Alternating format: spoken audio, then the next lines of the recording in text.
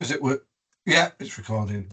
I also thought because there's not loads of us, it might be worth a quick introduction from everybody, just so we know, if that's all right with everybody, just so we know who you are and where you're coming from in terms of your background and your interest. So I'll leave me and Alan out. Should we start with you, Sarah, if that's okay? Yeah, no worries. Afternoon, everyone. I'm Sarah. I'm currently an associate principal in a large secondary school in West London, but I am going to be principal in September. So I think this is really relevant for me going into a new school. So I'm really excited to hear what has to be said. Whereabouts in West London? Well, I'm going to be principal in Feltham. All right. I used to work in Hillingdon, so not a million miles away. Oh, okay. Yeah. Yeah. Okay, and Zoe, you're next on my screen. Hi, I'm Zoe Most. I'm the head teacher at Beckfoot Heaton Primary in Bradford. And I used to work in Hillingdon as well, Alan, at the start of my career in Uxbridge. So yeah. So we've worked hard over the last few years to try and build a school with a really positive culture where every child does well, and we are doing quite well in terms of outcomes and very few suspensions and things like that. But we do still have a small core of children where we think we've got more to do to help staff understand how to best meet their needs and avoid the justice needing that you mentioned in the book. The hang 'em and flog 'em brigade. Davina, because I know you're linked to Zoe, so do you want to go next? Oh, you're on mute. Yeah. Hi, everybody. I'm Davina. So I work with Zoe and I am the assistant head teacher for inclusion and Senko. And as Zoe said, reviewing our current practice, we're very interested to look at how we can meet the needs of the children who we're not yet meeting the needs of. And Ruth? Hello, I'm Ruth. I'm head teacher of a very large primary down in Portsmouth and also have an inclusion centre in the school. We're currently reviewing I've been there a couple of years, inherited a behaviour policy with quite a lot of structure around it, but not necessarily being followed. And actually a lot of my staff instinctively go with more of the approach that your book is advocating. And I'd really like us to really clarify as a school that is our approach, and bring on those that are not with us yet to understand that that's the expectation, that this is how we approach the different behaviours that we see. So yeah, really excited to be involved in this. Thank you. Great. Ruth, can I just say that I don't know a lot about it, but I know that Brighton done an awful lot of work around this kind of thing as well. But I haven't got any particular schools, but if you've got any contacts there. I don't. Isn't that where Louise Bamba, yes, where she is, and she's sort of the trauma. I've done trauma informed diploma, and she's very that trauma informed and looking into the child. So I suspect that might be some of that Brighton influence, mightn't it? Yeah, it could be. Yeah. Yeah. And Portsmouth is a restorative practice city in all aspects of it. So we even have a restorative practice champion within the city now. And so the city is very much trying to move to more of the sorts of principles you're advocating. Oh, that's great. Yeah. The older ones. Yeah. Yeah. Smashing. Sorry to interrupt. It's okay. We'll live with looseness, eh? To quote Luke. Emma. Oh, you're on mute as well.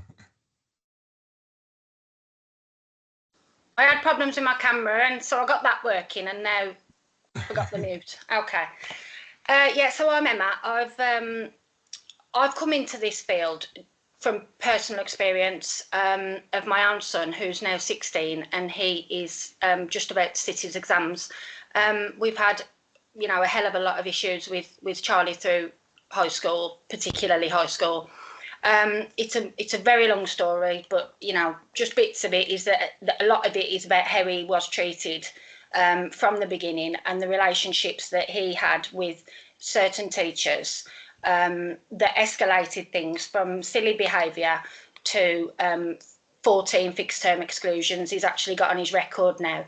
I've managed to battle through it and kept him in the system, and I feel like I'm at the other end of it now.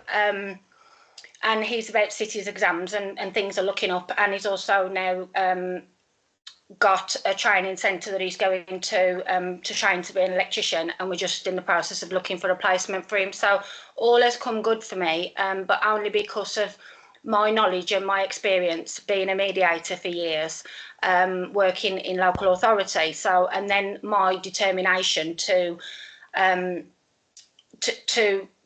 advocate for him and go into a million meetings and literally make it my life's work to keep him in education. And I feel like I've got to the end of that now, and I feel like, and this is why I've developed my business, is because there's so many kids like Charlie, as you all know, that could have easily have been excluded. For Charlie, he would have 100%, he would have been excluded had they have had their way. And had I have not had the knowledge and had the determination to be there with him. And that would have been a complete waste, obviously. And you know, obviously, that the Peru to prison, there's been a lot of times when they've said he'll have to go to a Peru, he'll have to go to an alternative provision, and I've literally said, you'll have to kill me first. Like, not that there's any, but there was no reason. He wasn't hurting anyone, he wasn't bullying anyone. It was always silly behaviour that escalated because he fought back. He fought back at the system because he's opinionated, because he's loud, because he's, you know, he's got a lot about him. So yeah, alongside that, I've now developed a programme that I'm delivering in schools, online and in person, called the Resolution and Reintegration Workshop. There's 5 modules to it, and I want to just deliver it in schools using Charlie as a, you know, as an example of what could happen. If it's left almost, I feel like if he hadn't had the parental backing, which, as we know, a lot of kids haven't got that, that he could have gone the other way, and he could have been a completely different child now to what he is. So, yeah, that's me really. Brilliant, thank you very much. Just trying to put that into schools and to parents as well, giving parents the knowledge that I've got to advocate really for their child. Yeah, and I think we don't deal with sort of the parent side in our book, because that's potentially book 2 or book 3, but we've done quite a lot of work on how that might start to look. So we'll come to that, maybe not in this discussion today, but I think what our experience has been is having parents on the other side of it, as you describe yourself, and then being able to work alongside the school with parents struggling with those same issues is really powerful and useful. So thank you, Emma. Karen? Hello, I'm Karen Lamb. I work at the Benrose School in Derby City Centre. We're an all-through school, so we've got early years through to sixth form. My current role here is safeguarding and pupil mental health, school mental health lead. I can't remember what I do. And my background is in teaching and fostering, so predominantly fostering teenage boys. My family and I have done that for 18 years, and we've had our own children as well. So this is something I'm incredibly passionate about, looking at working with young people. I've experienced the restorative justice provision, I guess, myself as a victim, and hadn't heard about it till 22 years ago. And I know the power of that working and leading to all the things that I do now. So that's why I'm very invested in what you talk about, because I know it makes a difference. Thank you. Anna, you're here, I think, but your camera's not on, so I don't know if you are here. Sorry, yes, I am. I'm just commuting home, so remoting in. But yeah, very interested. I also work in a school, and I'm just trying to learn a bit more about this side of things. I mainly work in admissions, and so kind of like coordinating the process and see the end stick of a lot of the things that you talk about. So I'm just interested in learning a bit more. Yeah. Brilliant, thank you. And Heather, hello, we met quite recently, didn't we? But I'll let you introduce yourself. Am I on? Because I don't know if Yes. I am. Yes, right, yeah. okay. Hello, my name's Heather Lucas, and I call myself a SEM support specialist, because not a protected title, because I now work between schools. So I came up through the route of being I was a parent, stayed at home for 10 years. Then I became a teaching assistant, went to nursery school, became a teaching assistant. All my experience has been in primary school, well, not all, but most has been in primary schools. And I've expanded into the stuff that this book talks about, basically. I did a psychology degree along the way, etc. Yeah, and I'm in the process of creating a website and stuff like that, which is all very organic and has just kind of happened over time. But really, my core passion is just helping children feel safe, included, and having an opportunity to thrive. And if I can create that in any way, whether I support a pupil one-to-one, a family directly, and more recently my interest is I want to support whole school cultures more, because I've done a lot of pupil and parent support, and I've watched traction be made, and then I've watched go back to the system, well-intentioned staff in the system, and it just not happen, and them still being kept in for break or whatever. The thing that we've talked about that would help that hasn't happened, etc. So yeah, so my passion is really trying now to support whole school cultures as much as I can. Thank you. Real. So I'm going to go off piste in a minute, Alan, as you could There's a probably surprise. expect. But I'll just thank you all for coming, and thank you for buying our book, because you know we've been dead passionate about this, and we're going to talk about where that all came from in a minute. But we never knew whether we'd ever get it published, and we never knew whether anybody'd read it when we did. So the fact that you know you and quite a few other people have read the book means loads to us, and we've only written it to try and change the world, you know, so we can do that together, can't we, in the safety in numbers. I think where I'm going off piste, isn't it, it's to do with what you were talking about, Heather, as a footnote to, especially for school people who are coming into this and thinking, how do we do it with our school? It came from a meeting we had this morning. I think the biggest learning that we've had, or definitely that I've had, we started by trying to, I'm going to say fix broken children, and you all know that I don't mean that. But the biggest thing that made a difference was the work that we did with the staff. And that remains to be the biggest piece of work. Just from a personal point of view, I took on a Peru 5 years ago. When I first started this with my staff, we had 80% of my staff had 4 or more ACEs and didn't know, and 90% of the staff were being medicated clinically. And nobody, and that wasn't to make a judgment about my staff, but nobody knew that. And therefore, nobody was ripping that plaster off and saying, well, how is that going to affect the day-to-day running of the school and our interactions? So I think if we were to do all of this again, I call it Know Thyself, but we start with the staff and really do an intensive piece of work with the staff, because when we get them all on board and feeling well and healthy and heard and seen, and all the things that we're going to talk about with the children, when we get the staff feeling like that, then we can make the school really fly, and the children and the families and the communities feel like that. So that's my off-piece bit. Do you want to jump in, Ellen? Yeah, I would like to. Just to add as well, because I know that a lot of you have kind of got similar type backgrounds and trying to do the same thing. And throughout all of this, we kept coming back to the fact that even though a lot of things were illustrated by talking about some very challenging children, this isn't just for naughty children, this is for all children.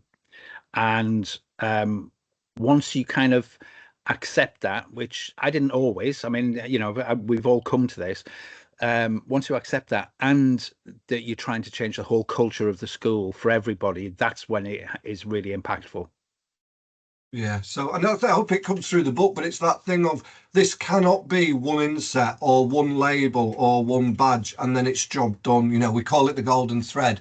And you know, I've done it for 5 years with the Peru. Alan had done it for far more years with the Fed, but it's never done. That's my kind of message, my mantra with the staff. There's always new research, there's always something else to learn, and that's okay. It isn't that we're trying to do something so we've got the badge so we can move on to the next thing. This is the thing, and that's the gel and the glue that pulls everything else together. So I just thought that was important. So the first part of this, Anthony, is going to be us two kind of talking to each other, having a conversation, not scripted. We have got a few little ideas just to keep us on track, hopefully. But we will kind of come and ask you some questions in the kind of second part of this. So the first bit really is about how we kind of met. Well, let me just interrupt again. And we are just going to focus on the introduction in chapter 1. Yes. And then our idea is if if it works and if you're interested, then we'll do some more sessions. So we'll work our way through the book, because otherwise I feel like you won't have the chance to explore the bits maybe that you want to explore, and then we can work at whatever pace we need to work at. So that's kind of our intention. Sorry, Alan. So in terms of and as it transpires, you know, when we were writing this, we've had very similar backgrounds and very similar journeys. But for my part, I was mainstream education all the way, always working in schools in challenging circumstances. Ended up running a group of special schools for children with social, emotional, and mental health problems, and thought I knew it all and didn't. And then went out looking for what was out there, and it was really, really hard to find. And that was the kind of start of my journey. And that's really kind of what the mission that I've been on. Anthony at the time also worked in Manchester, but for the other side. And then, but by hook or by crook, you ended up then in the Peru. So do you want to take over at that point? Yeah, I'm a bit more sweary than Alan as well, so I'm sorry about that. I can't help myself. So I was an English teacher, well, you probably know from the book, and so behaviour wasn't my thing at all. And when I got my first headship, my school was in absolute chaos. So I sort of had to learn behaviour, but I was much more down the zero tolerance. Not that I just believed then that it was the parents that should be controlling the children. So bring the parents in, tell the child off in front of the parents, all of that stuff, and then got a behaviour system that really worked and transformed schools short term. You know, I'm ashamed really of some of the practices I did then, but I think that's what's important. But then I've always worked with the disaffected and the disadvantaged, and I got sick of seeing not my own children, but I call them my children, getting fairly heavy prison sentences.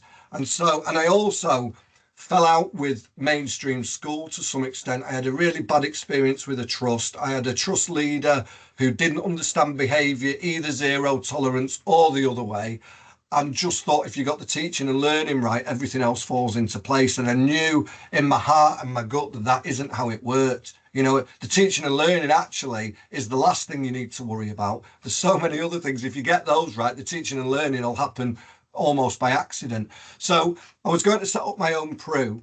And what I learned very quickly, me and a colleague were going to do that, and we learned very quickly that it's quite expensive. And I think I've got a very young family myself, and I think if I'd have said to my wife, I'm going to spend all our life savings on putting it into a Peru, I think I probably wouldn't be married anymore. So then the job came up that I had for the last 5 years. And I had this kind of idea that if you love them, not in a weird way, and you feed them and you clothe them and you care for them, then we can change the world. And then I got to the Peru on my first day, and a year 10 boy was being sectioned, and the police he was kicking shit out of his dad, and the police were kicking shit out of him. And that was my introduction to the Peru. And then I got into the Peru building, and the children were causing £80,000 worth of damage, £80,000 in damages a year. There was no learning going on. And I just thought, oh shit, what have I done? You know, I've left mainstream. I'm not going to get back into that. And now I've got 130 children. It was 130. We're about 220 now. 130 children that schools are saying are unteachable, and I choose my words carefully there, and there's no learning going on in the Peru. What the hell am I going to do? You know, how do I manage this situation? And so I reached out to other Peru heads and other special school heads, and somewhere in the middle of that, Alan and I met, didn't we? And somewhere in the middle of that as well, I fell down a trauma and attachment rabbit hole. And you know, the two things, meeting Alan, who done it with SEMH schools, done it as in transformed the way that we approached how we work with young people and how we view young people and their communities and their families. And you were already well on your way with that journey. And I very quickly realised with the Peru, of the 130, 70% of the kids in the Peru should not have been in the Peru, which is what you were saying, Emma, just before. They shouldn't have been permanently excluded. And the other 30% weren't naughty children. They just had really, really bad life experiences. And as we now know, we're doing the best they can, surviving in a world that was very challenging for them. So back to you, Alan. Yeah, I mean, then we kind of started to collaborate and swap policies and have a chat, and one thing led to another. And we started to kind of create a kind of network of people and their expertise, and they kind of overlapped. But that's essentially how we came together because, you know, we'd both been in mainstream, we both struggled with the same kind of things. And I think as you know, we'll come to it later, some of the stories in the book, but what became very, very clear is that we had very, very similar experiences. And it all came down to that bit that here were these children who'd had, in some cases, terrible experiences. And standing there shouting at them was going to achieve absolutely nothing. And I think a lot of what you said, Emma, made real sense to me because, you know, every naughty child, so, you know, and I use the word naughty child, I don't really mean that, but that's kind of how they get labeled. You know, whenever I've kind of spoke to any head teacher that, and I would say, well, are they like that with everybody? Oh, no, they're not like that with everybody. Just, you know, that one and that one, they're absolutely fine. Well, why don't you replicate that with everybody? You know, and I kind of came to realize that just making excuses for some of the teachers who had a very traditional approach to it and just expected the child to shut up, sit down, and listen was not something that was sustainable. They had to change, and you know, that was the role that I had. I had to kind of get them to change. So I think we then started just down that rabbit hole together, really, of trying to change our institutions, and you know, it led to setting up a mat and all the rest of it. But that's essentially where we went, and then we decided to write a book about it.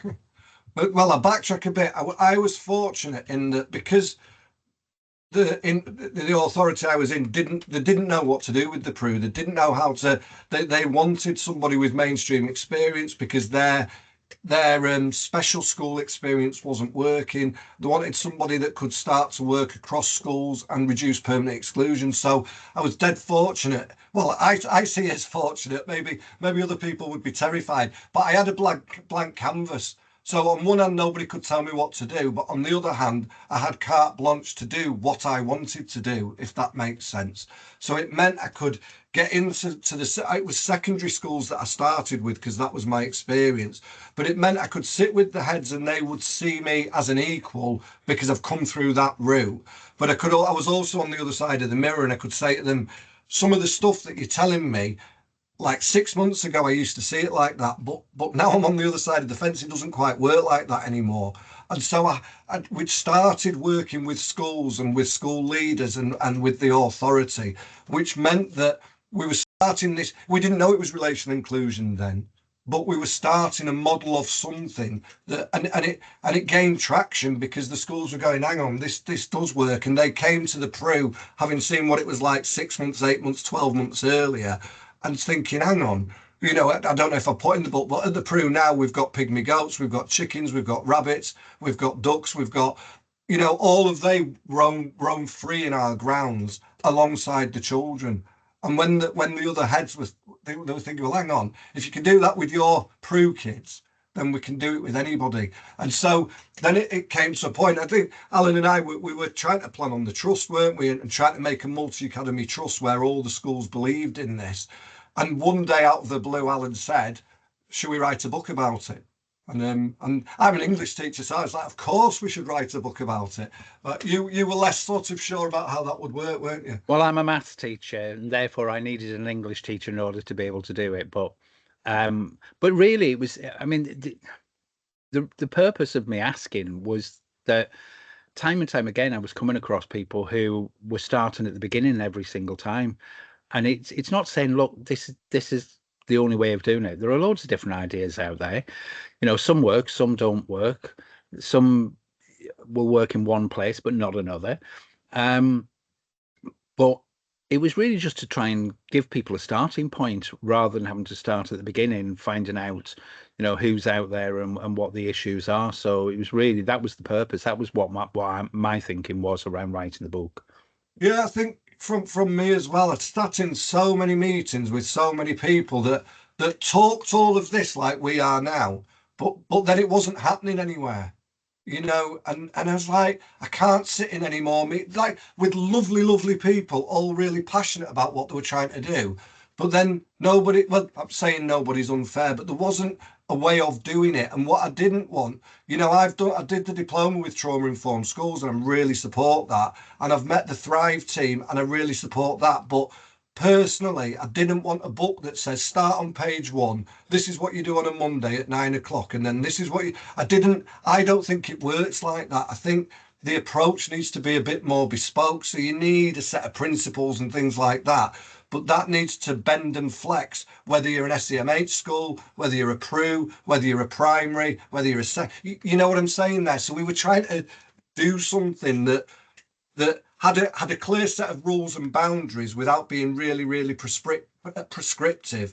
And one of the, I suppose, again, I'm going off piece, but one of the early lessons and shocks I had was, you know, in my early learning of this, we learned about the triune brain, you know, the mammalian brain and the lizard brain. And then somewhere a couple of years ago, maybe 3 years ago, I was in a meeting with Alan and the emotion coaching lot, and they went, that's been disproved now.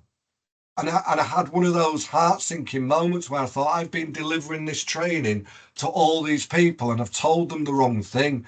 And then we had another group together, and actually, that's the wrong way to look at it. This is live research, and actually, we use that for the hand model of the brain. But the hand model of the brain is still relevant and still works. It's just that it's an adaptive brain and not a triune brain. And I guess I'm jumping on to where the title of Relational Inclusion came from, is that's why we decided not to say we're trauma informed and not to say we're attachment aware and all of that stuff, but to come up with something that allowed current research to say, actually, what we thought then is slightly different, and that's okay. That change and adaptation is okay, because that is how learning works. Do you want to add anything to that, Alan? Yeah, I mean, just in terms of where the title of the book came from, I mean, when we kind of started this, relational inclusion wasn't a thing. There was inclusion, and I remember Anthony coming back to me and saying, well, I want to kind of give it a name. I want to think about this. And we both got a slightly different slant on how we got to this. But there were various things bandied about as to what it could be called. My take on it is slightly different, and Anthony will say his bit. But my feeling is that if I went to any meeting with head teachers or educational leaders in any way, shape or form and say, right, you put your hand up if your school is not inclusive, nobody would do it. They'd all say we're inclusive. And yet they might have silent corridors, zero tolerance approaches. They would still say we're an inclusive school and we care for our children. So for me, saying, yeah, but are you relationally inclusive? And then I go, oh, don't know what that is. Tell me about it. It kind of moves the debate on a little bit more. And because it's something that's new to them. So that in essence was my kind of thinking around the use of relational inclusion. And just before you go on to that, Anthony, I mean, the coming up with the title for the book took us, it was the longest thing. We were writing the book, we were really disciplined, knocking off chapters left, right and centre, but we could not come up with a title for the book. And the one that we sent in to the publisher, I think everybody said that's a ridiculous title. You can't have that. And it goes back to what I was saying before. We started off with an idea that bad behaviour is not okay, because every time we talk about this, people think that you're some kind of a tree hugger and that you kind of say, no, yeah, just let the kids in, be badly behaved, do whatever you like. And that's not what this is about at all. But we ended up with a better title. I'm much happier with the one that we've got. So do you want to talk a little bit more about the kind of relational inclusion and how you came to that?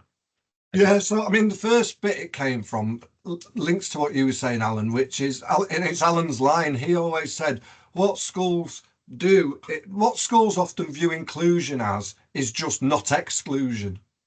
You know, so they just don't exclude children, but it was wrestling with, well, that isn't really what inclusion is. How are we making everybody feel valued within a school? But then, so the relational bit came from, you cannot work with children or with adults without building relationships. You know, it's not about, I think because at that point I was learning about trauma and attachment, and I was thinking the issue with calling it trauma or attachment is, first of all, as we've touched on, that will go out of date quite quickly, you know, the research that and the second thing is, you know, schools and teachers and support staff are funny creatures, and they're very quick to say, well, that's a therapist's job, that's a counsellor's job, you know, whereas if you call it relational and it's about relationships, it's nobody can argue with that. You cannot work with children or adults or animals without having relationships, you know, and then with that comes the inclusion. So how are those relationships inclusive? You know, what does that mean? And how are we stopping this thing of exclusion? Because, you know, you'll all be in this position, but I like to say all these children are our children. And if one school excludes and they're allowed to exclude, all we do is shuffle the children around the system. So let's start with, they're all our children. So if it's not working, what are we doing? What do we need to do differently to make that work? And I think that's where the title came from. Yeah. Should I? Well, Go on. No, so I was going to talk about the book cover, so should I do that? So yeah. I always think, you know, I'm an English teacher, book covers are important, so I thought it would be important to share with you where that cover comes from and what it actually represents, because it's not just random. And we had a bit of a fight with the publishers because they've got their set templates, and we've been doing this training for a while, and I had created this logo. I don't think you knew what it represented, did you, Alan, for a bit? So the hands are the school, the child, and the family or the community. And, you know, and I think that's really important because it's that group together that works. And then the colours are the zones of regulation. And I think those two things are kind of the glue that pulls it together. But I think zones of regulation comes with a little bit of a health warning in that some schools called me in and said, come and help us, come and have a look at this. And we've done zones of regulation. And I thought, well, there lies the problem, because none of this is stuff that can be done and it's finished. You know, so I think in their minds, you did zones of regulation as a kind of introduction, 5 minutes to every day or a form time activity. And that, in fact, one school, the kids all had to put a colour up on a board with their name on it, you know, showing what mood they were in for that day. And I just thought, that's where we're getting it wrong, because we're going straight to shame and naming and humiliation accidentally. So I am going off piste again a bit. I think this idea of zones of regulation and being able to understand how you're feeling and label those emotions are really important. And it underpins lots of what we do in the book, but it also underpins the fact that you can very quickly get it wrong if it's not thought through and it's not sort of strategically planned. So do you want to add anything to that, Alan? No, that's fine. I was just kind of just moving now on to the book and the kind of the introduction and chapter 1. Both of us, I think, have got probably a number of different reasons why we kind of came to this realization that traditional behavior systems weren't working. But what for you was the turning point in that one? Do you know, mine was my very first school as when I was a baby teacher. And I can remember my first head of department. Well, actually, my head of department was off, so it was the second in department running the English department. And she said, any behaviour issues, just come to me and I'll help you. And, you know, I didn't know what I was doing as a baby teacher. So after that, I think I went to her because a kid had said something and she was very supportive. And then the next day I think actually I had a pink shirt on and one of the kids had called me a puff. And so I went to her and said, this has happened. And she said, I can't believe you're interrupting my lesson again. Do you not know how to do your... And I think from that moment on, I didn't use a behaviour system because I thought I can't... First of all, it's no good getting somebody else to come in and manage your class. And secondly, going through some kind of tariff behaviour system just didn't seem to work for me, because it always seemed to rely on some kind of on-call system that might or might not turn up. And ultimately, it was about building those relationships. So I think very early on I learned that lesson, that it's not going to work this, and somebody's just going to turn it back on you. And if she's doing that with me, what's she going to be like with the children? What was yours, Alan? When did you realise? A similar kind of thing, really. Kind of early on as a teacher, I'm teaching maths, and I just moved from Hillingdon up to Manchester, and I had my maths classroom was right opposite the head of department, and the school that I was in, when kind of Ofsted first came out, we got a double-page spread in the Daily Mail as being the worst school in Britain. And when I think about it now, you know, when you go to a school and you've got all the fencing around the school, no, we didn't have anything like that. So when the Daily Mail sent their about half a dozen reporters, they just walked into the school via whatever door they went into, onto the corridors, interacted with children, gave them £5 and a cigarette to smoke on the corridors. This was what was going on. So needless to say, it was a challenging school. And so I was in my maths classroom, and the head of department was opposite. And the head of department, their job was they had the key to the stores cupboard. And if I wanted a new Pritt stick, I had to go and beg for one. And he said, but you had one last week. I know, but it's stuck on the ceiling with the other 3 that you gave me, because that was the things that the kids loved doing. And I was struggling with the behaviour of these kids, and I was it was only my second year of teaching.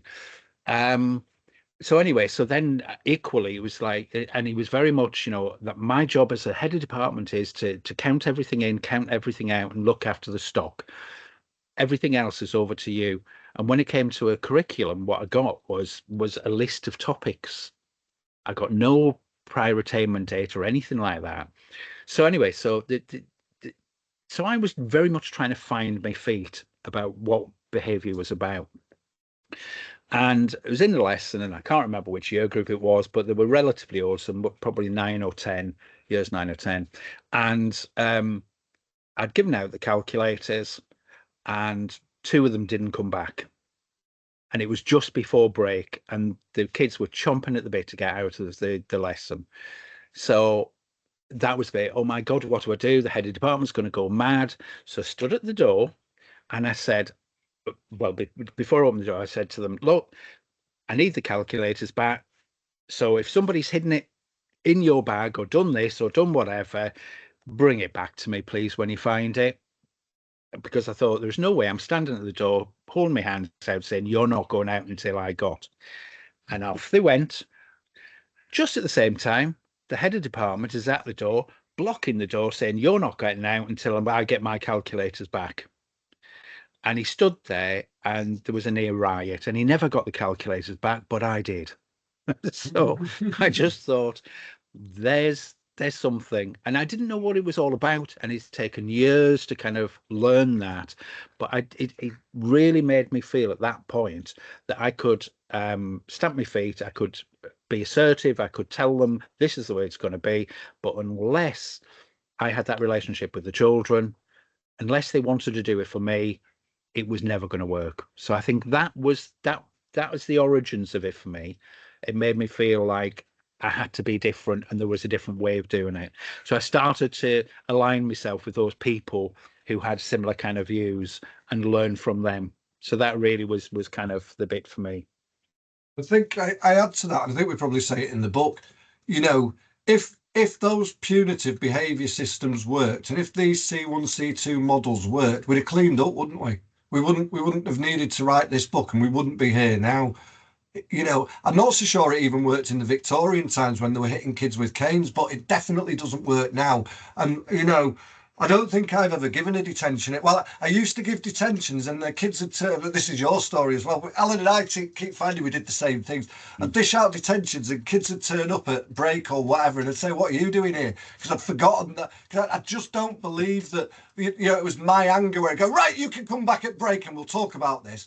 But they'd come back, and we might talk and we might not. But I worked at another school, and it was a huge secondary school. And, at the end of the day, there were 200-300 kids in a detention hall every single night. And I just thought, what the hell are we doing? Because it's the same children for really, really silly reasons. And you know, I'd always stand by, if this will change that behaviour for the right reasons, and by that, not by scaring them and not by threatening them, if that genuinely would teach a child that there's a better way of doing it, I'd be all over it. But my absolute belief and passion now is that it's archaic and it doesn't work. And if we could go in a time machine now and go 10 years forward and look at some of the consequences we're giving our children, it would be the same as looking at caning, you know, and that's where we're at. That's where I come into And it. that's very much my hope, really. I mean, I've said time and again that I really kind of want to, you know, when I look back on my life generally, and I look back at, I mean, I don't know whether any of you have watched any James Bond films from the 70s and the 80s, but they're absolutely appalling. And, you know, we had people like Bernard Manning who was on normal TV. And I kind of look back and think, you know, we all of us think, what were we thinking? And I hope that 10 years from now, we're going to look back on children that have got difficulties in school and saying, so you did what? You kicked them out because they had difficulties. What was all that about? Or you put them in isolation booths. Yeah. You know, and I've built isolation booths in a school and had a room built, and I just think, what were we doing? How is that a good idea? You know. So you talked before, Anthony, about the fact that we've had, as it turned out, as we were talking about this, very similar experiences. And I think it's in the introduction, the Year 10 group that we've written about, and it is that we wrote about it because you put it down first about what to do with these Year 10 boys that were causing problems, and your suggestion to the head who said, yeah, you can go and do it. And then I said, oh, I've had exactly the same experience. So actually that story is an amalgamation of both of them. Yeah. So how did you feel about that, kind of writing about those? You know, well, it's funny because two of those, I bumped into one of those boys at one of the zoos not that long ago, and he had a child the same age as mine. And then another one contacted me through Facebook, and then another one's been in touch, and all of them, you know, they've all said in their own way, "You changed my life, sir." And I was like, you know, it blew me away, and it blew me away in that I was just trying to do something different for these kids that were really struggling, and I didn't know any of what I know now. But what I did know is it was all boys in that phone, but they were good kids having a really hard time. And what I learned very quickly from them was, and it is so obvious, isn't it, to say now, but this is sort of 20 years ago, was just let them hear them and see them and give them a bit of space and a bit of place, and they just loved it, and they lapped it up, you know, and they message me now and they say, oh sir, you'd be so proud of us because we've got, and I just think the fact that they still recognize that. And I was only, you know, I must have been 23, 24. I was a baby teacher myself, but all they needed, I guess, was that kind of father figure, or we'd call it an emotionally available adult now, wouldn't we? That, but I think it's such a little thing for a teacher to do, and it makes such a difference to one life. And if we can do it for one life, that's enough for me. But if you do that to every life, and I think also that comes back to, and sorry, I'll let you talk in a minute, but it comes back to that thing about this isn't just about naughty children. Just imagine that's what all children need, you know, and the quiet children and the shy children and the loud children, they all need that. And they all need somebody that just cares about them and creates that climate where they can thrive. So, well, I was quite proud to write about that, you know, and I look back on it and I think it's just fascinating that Alan and I share the same story. Sorry, Alan. Yeah, no, and again, I had a group of Year 10 lads that nobody could handle. And I ended up, you know, and I kept saying, well, we should do this and do that. And they said, right, okay, we'll do that. Here's the new timetable. And I had them for 16 hours a week. And it was like, oh my God. But very much like you, it was being there for them, giving them an opportunity to, instead of getting into trouble and causing more problems, they could come and sit down, have a cup of coffee, have a chat, talk it through, find a better way of doing it. And you know, it was just brilliant. I mean, I'm not exactly convinced it was the I would do the same thing again now, because all I was doing was taking the problem away from somebody else and giving them a good experience. But actually, everybody should have been doing that. Um, and some of the things that they had to endure were not really very good at all. Um, but I mean, one of the funniest things that made me laugh is that somebody gave me a kid's book, and I can't even remember why they did it. And it was in me my office, which was just off the classroom. And what it turned out was, so it was Dr. Dog. I don't know whether anybody's ever come across that. And whenever they were getting on my nerves, I'd just go into my office and pick up a kid's book. And by the time I was back, these were year 10 lads, dead hard, but they sat in a semicircle, cross-legged, because they wanted to hear the story, you know, and everything just went chilled and calm. But yeah, it was a very similar experience to the two of us. I mean, I think we had a lot of chats, didn't we, about writing these personal experiences, and a little bit nervous around whether people would be recognizable. So the idea was that by amalgamating our stories, nobody should say, "Oh, that's me he's talking about." Yeah, and I think there's something as well. I mean, I always wanted to write a fiction book rather than this kind of book. And I think what I found, so I wrote at night time. So my children would go to bed, my wife would go to bed, and I'd sit down in the house and I'd maybe write for an hour. And then I would for about 40 minutes, then I'd just be spent and I'd just be empty, you know. And I never thought you'd get that I thought you'd get that from a fiction book where you're creating characters. But I suppose what was happening was I was reliving all of my kind of teaching and learning experience, and then spilling you're putting your heart there out for all of you who I don't know, who now sort of know a bit of my life. And I guess there was a risk in that, because you also have to open yourself up, I think somebody else said before, to all the mistakes you've made and all the times you've got it wrong and all those kids that it didn't quite work for. And I think that's a hard lesson, isn't it? But it's in that is probably the most important lesson. And just going back, Alan, you know, we were talking about traditional behaviour systems, and I think for me, ignorance isn't an excuse anymore. You know, and we talked, didn't we, about if we flashed forward 10 years, what people might say about what's happening now. But these schools that are enforcing these red lines and these silent corridors, and we know about secondary trauma. You know, there's 50 years worth of research behind this. So it's no longer okay to say, well, I didn't know that was the case, or I didn't know about ACEs. And I think, you know, maybe we'll come to how you drive this in your schools and some of the battles that you might have or you might not have. But that science is there and that research is there. And if we are not listening to that and acting on it, then we're culpable for that. And I didn't come into teaching for that. You know, it's all right to get something wrong as long as that's the whole thing, isn't it? It's the repair bit that's so important. And if the science and the research is backing that up, there's really no excuse not to do it. Sorry, Alan, I could see Well, you. no, that I was just going to go on from that. So, do you think, therefore, that the profession is ready for what we're suggesting with relational inclusion?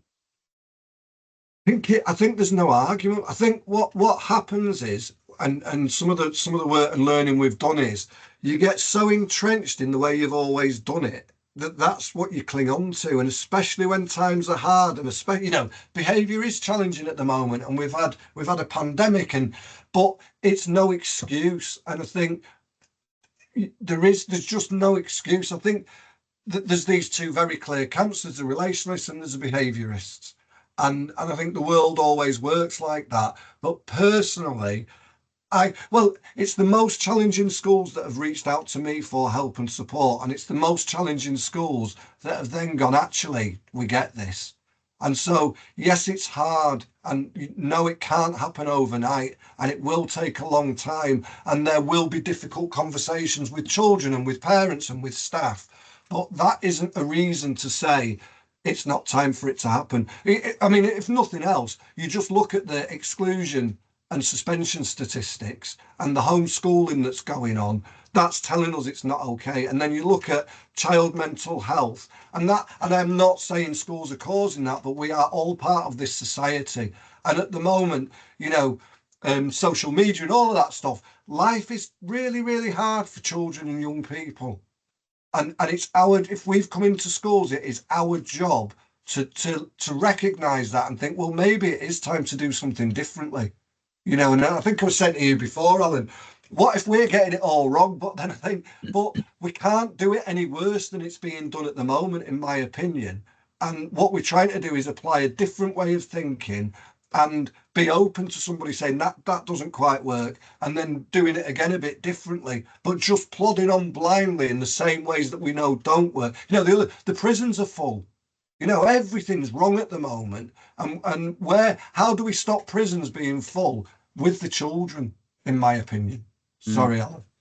Well, no, I mean, I as you know, I think there is a role for politics in this, and I think we need some kind of a national debate and discussion around it, because one of the things is, and I think all of the people who are here, already buy into it and already want it, but you've got some schools out there who boast about they're not going to tolerate X, Y, and Z behaviours, and and you've got head teachers who stand up in parents' meetings and say, if your child is not going to adhere to our rules, then take them somewhere else. And it's not right that some schools take themselves out of being able to deal with all children and leave that for some other schools to do it.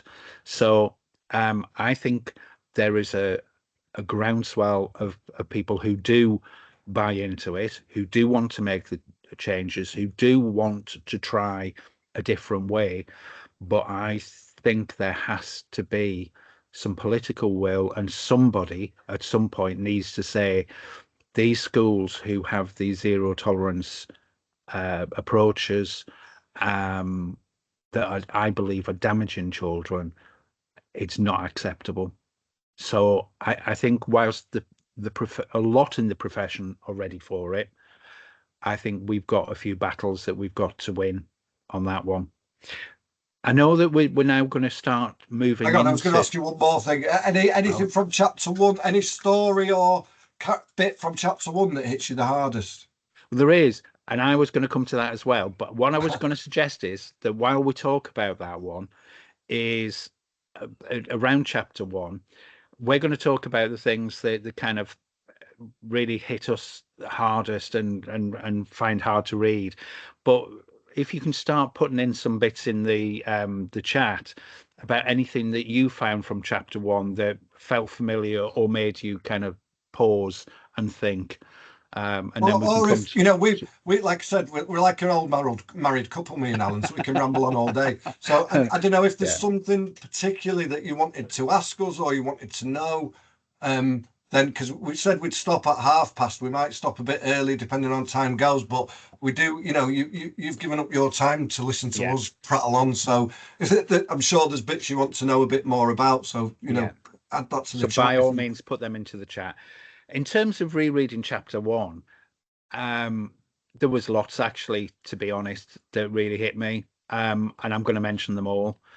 There's one which goes back to the kind of the personal moments, and I talk about the young girl who started throwing chairs.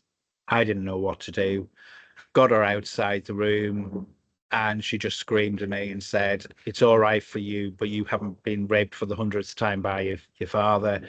And it was jaw-dropping at the time. And it still makes me stop in my tracks and think, oh my God, what did I expect?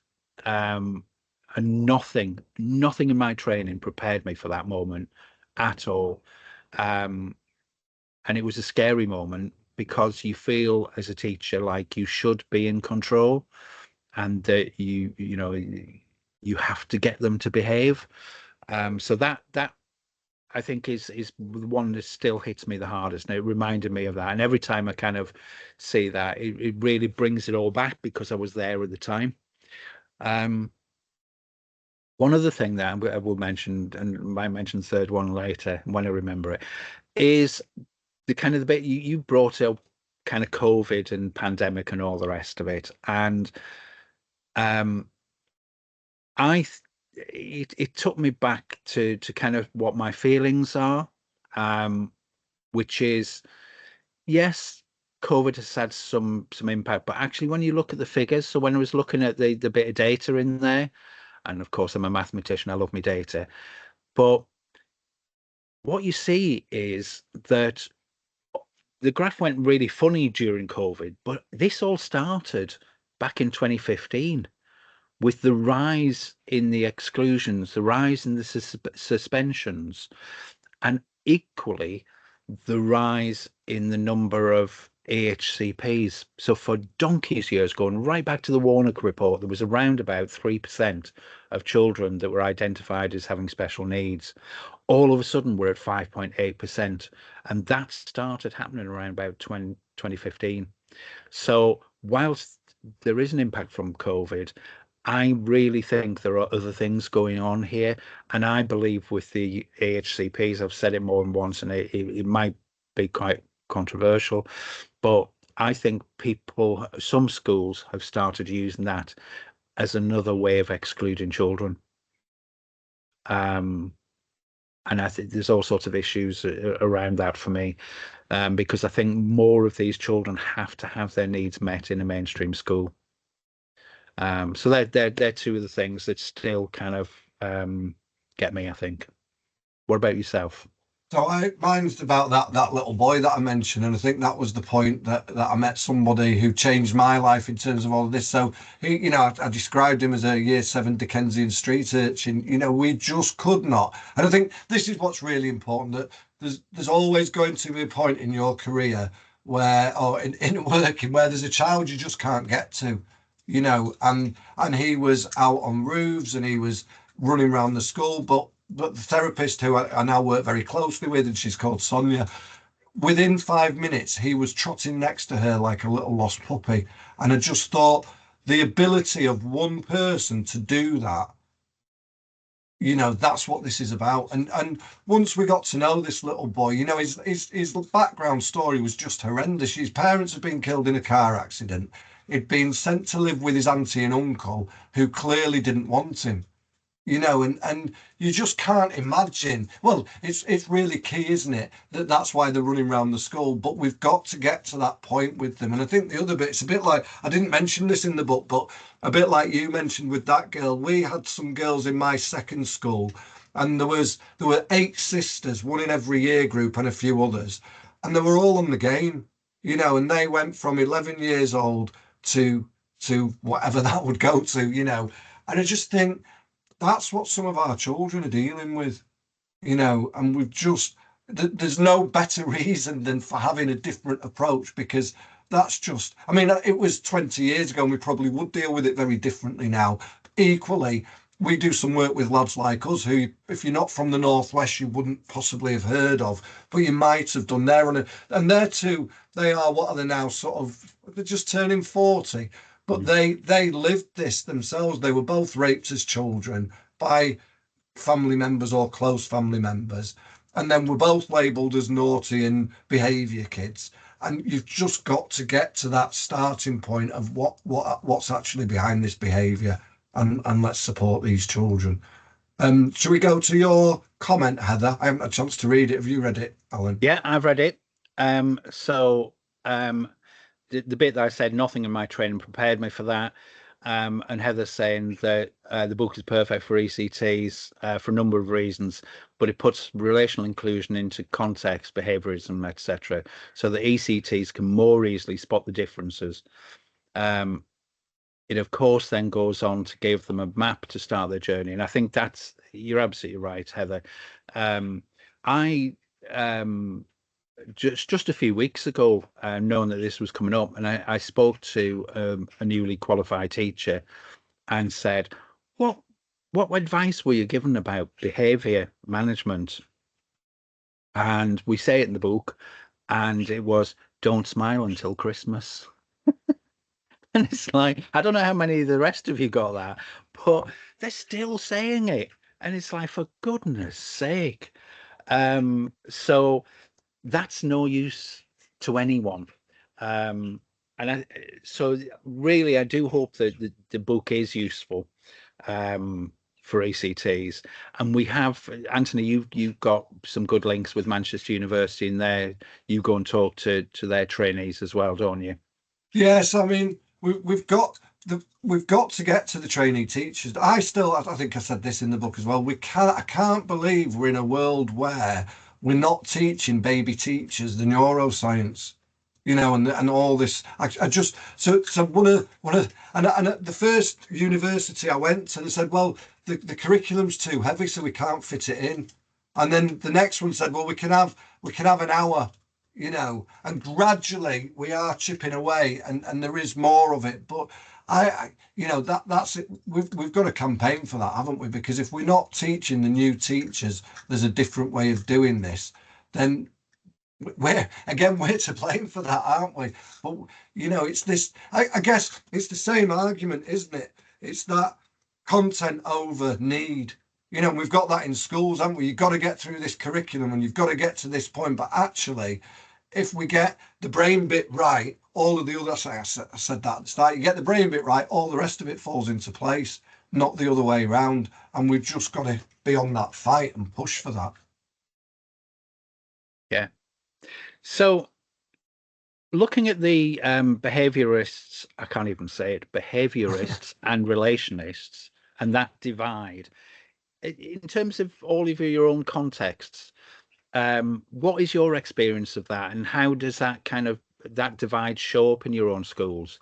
I mean, do you have groups of staff who are quite traditional, who want to follow their own kind of set of rules, or have you got everybody on board?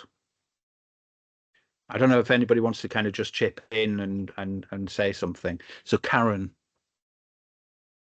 For me, obviously, I'm not in a position like many of you who are leading schools. But what I've done is looked at what can I do. And I've got a very small team. So 2 learning mentors, and then I have students from the University of Derby coming now to be on placement who are mental health nurses. And I'm making a difference in my team, which hopefully people will notice is running differently. And I've already started conversations with learning mentors in our primary as well. So I've bought many copies of the book, and we actually started a book club like this. So my plan is that we read a bit and then we discuss it, which is actually happening now. But I put that in place last week when we got back together after half term, because there's so much of it. And like I've said in the review, I'm not very sequential, maybe, or logical. I just come up with these things and then I try and put them into order. And they're things we're already doing, but it's really nice, like you said about, I can't remember the word you used, but the logical kind of sense and order that you can put these things in place and why you're doing it, what you want the outcome to be, the purpose of it, I guess, which sometimes has been hard to pinpoint. So I'm doing it in where I can make a difference with the young people that we're working with, and then hopefully roll that out further. So yeah, that's what I'm doing, because I buck against a lot of the things that do happen in the school, I guess. But I work here, and I think it's time to sort of show there's a different way of doing things by what we're doing, I guess. Sorry, I'll just jump in, Alan. Yeah. Some of you will, and some of you. We did a pilot with 14 primary schools, and there's a full report. If you go on the Ambition Community Trust website, it's about a 100-page document, but there's quite a detailed implementation plan, and I just think that might be useful to people if you haven't picked that up yet. Because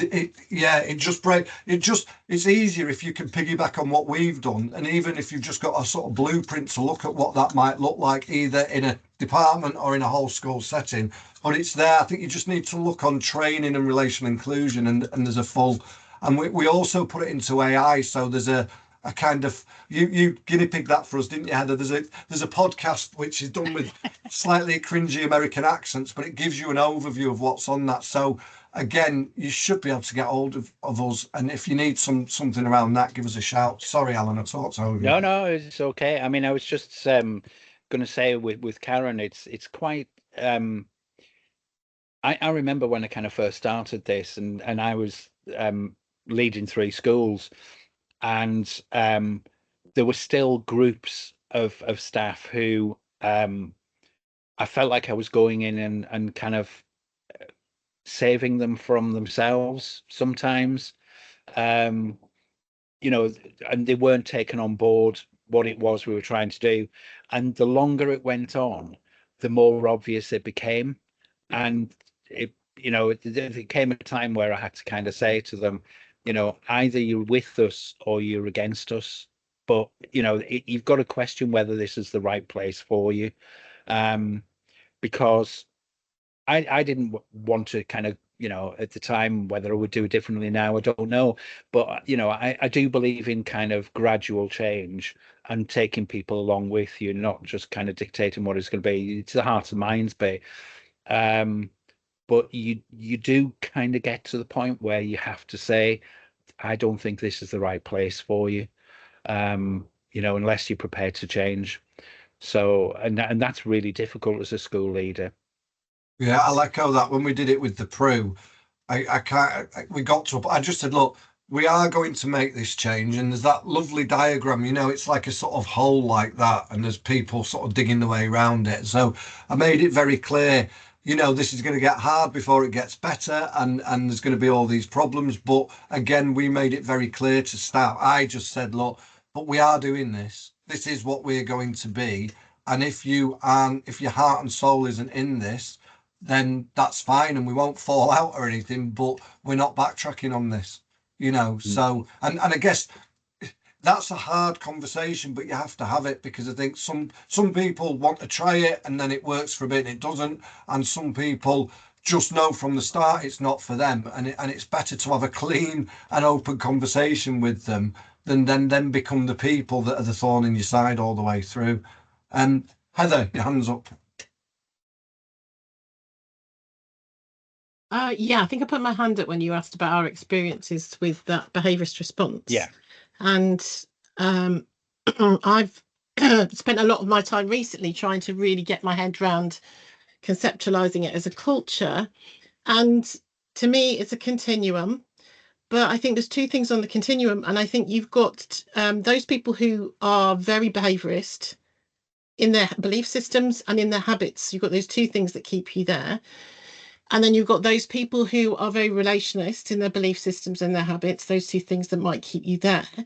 But the thing that makes it a sliding continuum is that window of tolerance, because whenever a human being is fear-based, they will regress to the behaviourist side of things because that is simpler.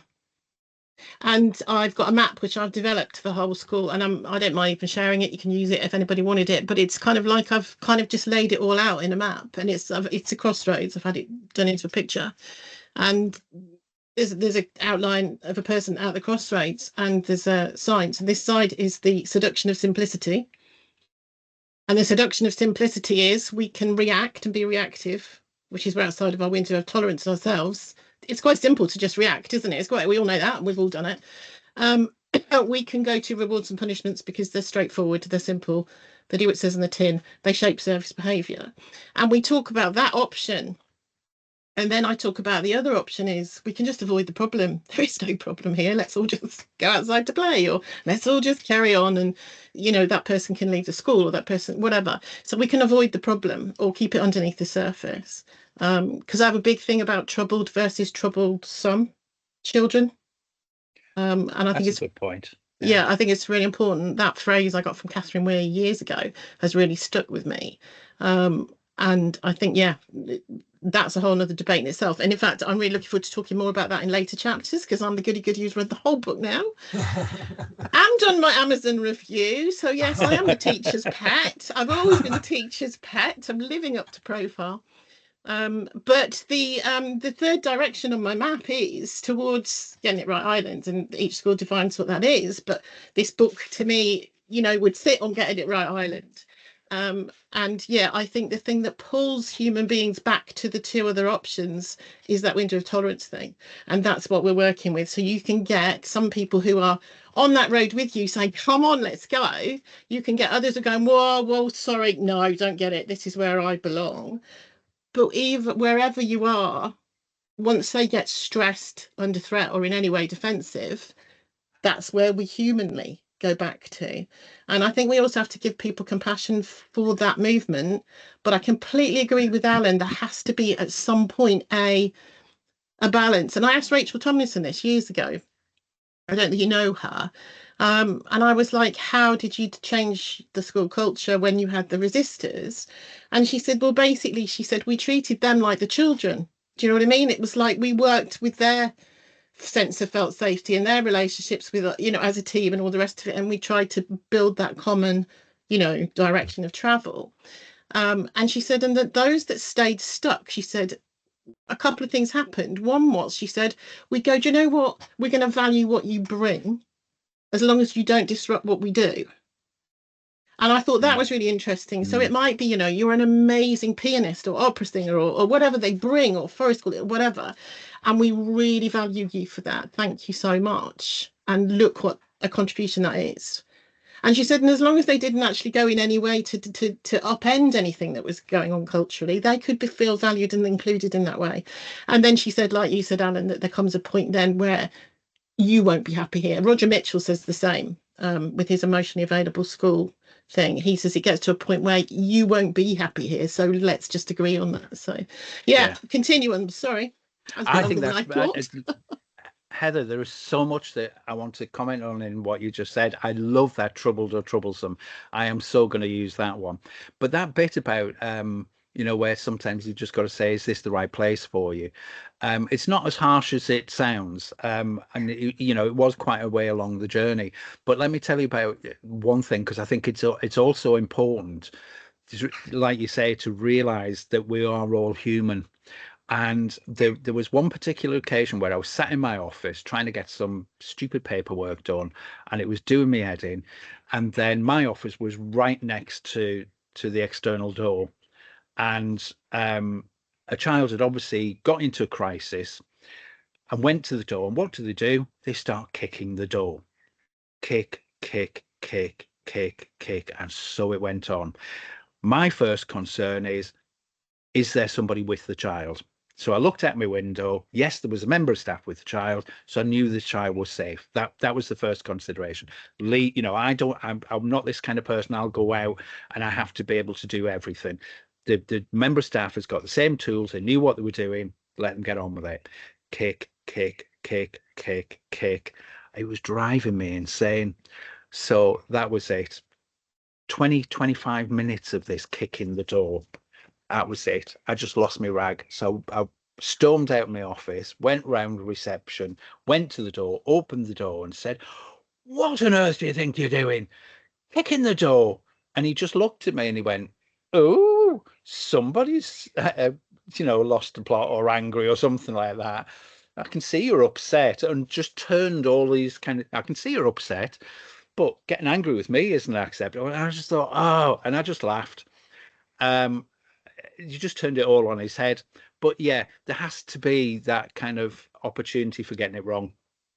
You know, I think that goes back as well to that know thyself bit that I was talking about, that we have to help our staff see that it's the window of tolerance stuff, you know, and there's an exercise to map out what your school looks like from a window of tolerance perspective, you know, what it looks like on a Monday, what it looks like on a Friday, what it looks like that last week before half term, what it looks like from a head teacher, what it looks like from a dinner lady, what it looks like from a child.